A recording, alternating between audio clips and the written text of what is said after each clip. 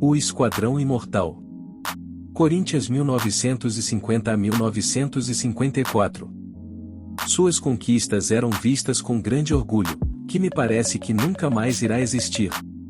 Tricampeão do torneio Rio-São Paulo 1951, 1952 e 1954, Taça do Mundo 1953.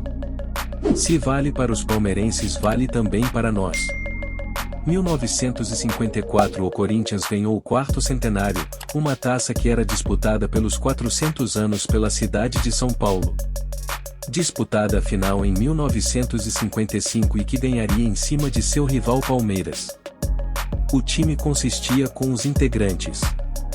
Técnicos Newton Senna de 1950 a 1951, Rato 1951 a 1954 e Oswaldo Brandão 1954. Jogadores: Gilmar Cabeção e Bino, Homero Murilo, e Olavo Belfari e Alain, Idário, Goiano Tolguinha, e Roberto Belangeiro e Julião, Cláudio, Luizinho, Baltazar, Rafael e Nelsinho e Carbone, Simão e Mário. Bom, agora nós iremos entrar no mundo maravilhoso e inesquecível do Timão. Gilmar, vindo do Jabaquara, defendeu a meta alvinegra para se consagrar como um dos maiores goleiros da história do futebol mundial e o melhor de todos os goleiros que jogou no Corinthians. De tão bom que Gilmar foi na meta alvinegra, torcedores levaram ao estádio uma faixa com os dizeres "O Supremo Guardião do Campeão do Centenário", em alusão ao título do quarto centenário 1954. Cabeção, da base do Timão para o profissional em 1950, em seu primeiro ano no elenco profissional, acabou na reserva de Bino, vendo o título do Rio-São Paulo no banco de reservas. Diziam que o problema do Cabeção eram os jogos noturnos, pois ele não conseguia enxergar direito a bola. Anos mais tarde, o ídolo corintiano afirmou que a história não passou de um mal-entendido. De acordo com Cabeção, o atacante Cláudio falou, em tom de brincadeira. Bino, Setembrino da Costa Alves, mais conhecido como Bino, nasceu em 1º de setembro de 1920, em Antonina, Paraná. Em campo, atuava na posição de goleiro. Chegou ao Corinthians em 1943, vindo do Coritiba, e ficou até 1951. Faleceu em 30 de agosto de 1979. Homero, um grande zagueiro com uma técnica fora do comum, e muita personalidade, foi campeão do quarto centenário, e pelos títulos estaduais de 1951 e 1952, Torneio Rio-São Paulo. 1953 e 1954 disputou mais de 230 partidas pelo Corinthians. Murilo, um zagueiro quase que perfeito, tão leal que nunca foi expulso, de 1950 a 1954. Olavo, na zaga da lateral esquerda, um dos maiores jogadores dos anos 50, enchia os olhos. Completo, ótimo na marcação, nos desarmes deixavam os torcedores felizes, era tão bom que com a saída do grandioso Cláudio ele virou capitão. Disputando 506 jogos pelo portentoso Corinthians. Belfari, outro zagueiro do Corinthians, vindo em 1947, ele também era incrível, tirava as bolas com meia bicicleta inclinando o corpo para trás. Jogou até 1952. Alain, era o reserva de Olavo, ganhando a posição na reta final do Paulista de 1954. E com Homero teve uma zaga consistente. Disputou 140 jogos com a camisa do Timão. Idário, conhecido como Deus da Raça, jogou de 1949 a 1959, esse apelido, pois era um paredão. Poucos passavam por ele, os adversários pontas esquerdas tinham até medo dele. Foi um dos mais queridos pela torcida, pois o amor pela camisa era sem igual. Goiano, jogador que mora até hoje no coração da torcida do Corinthians, com uma raça fora do comum, eficiente e brilhante, jogou de 1952 a 1959, marcava e vibrava com muita eficiência. Touguinha, outro volante clássico e eficiente, jogou de 1949 a 1953, fundamental nos títulos, mais um que amava o manto sagrado. Roberto Belangeiro, foi o jogador mais íntegro, o mais completo, o maior e o mais viril. Meio-campista do time do Corinthians. Ele era tanto no ataque como na defesa o rei do meio-campo. Jogava de meio-campo, zagueiro e lateral. Jogou de 1947 a 1960.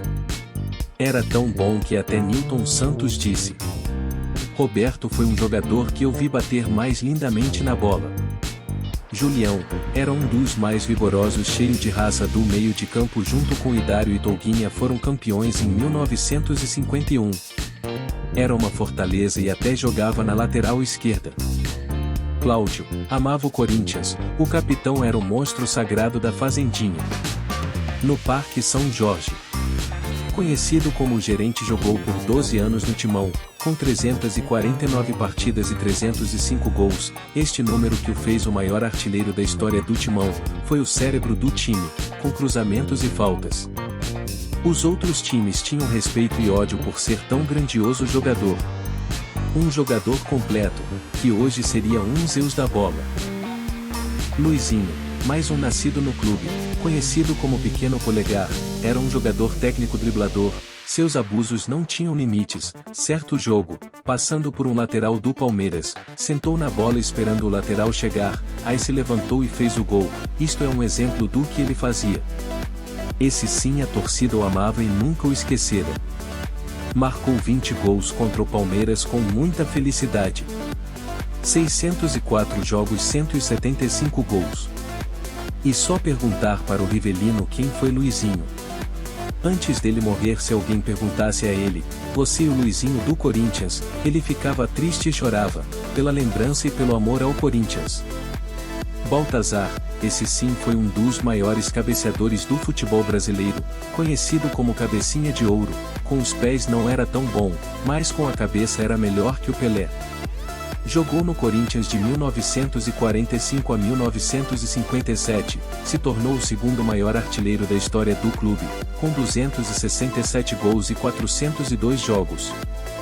Rafael, um meia-esquerda que tinha um grande toque de bola, era elegante e esguio, era de família rica, mas quando entrava dava conta do recado. Nelsinho, sobrinho de Neco, jogava na ponta. Neco, primeiro ídolo do Timão, começou a jogar em 1947, jogou muito no começo dos anos 50, 128 jogos, 37 gols. Carbone, de tanto fazer gols no Corinthians, ele foi comprado do Juventus, e aí a torcida se acalmou. Começou a fazer gols pelo Timão, fez 30 gols no Campeonato Paulista em 1951. Mas começou a cair de produção, infelizmente. Simão, contratado junto à Portuguesa em 1953, com idade de 30 anos, foi para a ponta esquerda, e foi ótimo para o time pois sua velocidade era fora do normal, driblava, chutava dentro e fora da área, fez 92 jogos e 20 gols. Mário, um grande driblador, era o que findava o esquadrão mortal, na linha de frente, e marcou 103 gols no Campeonato Paulista de 1951, era um ponta esquerda habilidoso, só que não gostava de marcar gols, mas servia os companheiros eximiamente, pois só marcou 62 gols. Técnico Nilton Senra, nasceu em 12 de outubro de 1922, em Unai, Minas Gerais. Comandou o Corinthians entre 1950 e 1951. Faleceu em 7 de janeiro de 2016. Foi ex-jogador do Corinthians. Técnico Rato. Rato também foi técnico e vencedor.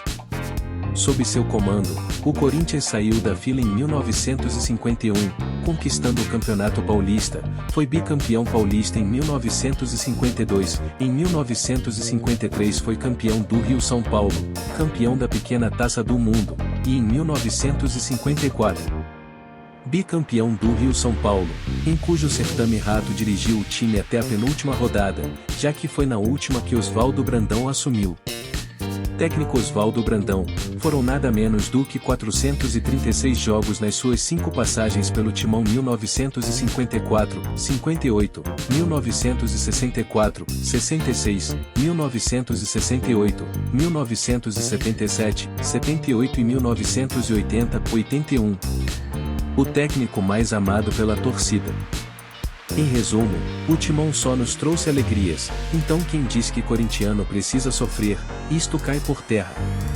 Eram jogadores que amavam o time e davam suas vidas por ele. Devemos prestar sempre homenagens para o esquadrão imortal. Essa história deveria ser ensinada para os jogadores e diretoria que estão lá, pois eles iriam aprender o que é ser um grande corintiano.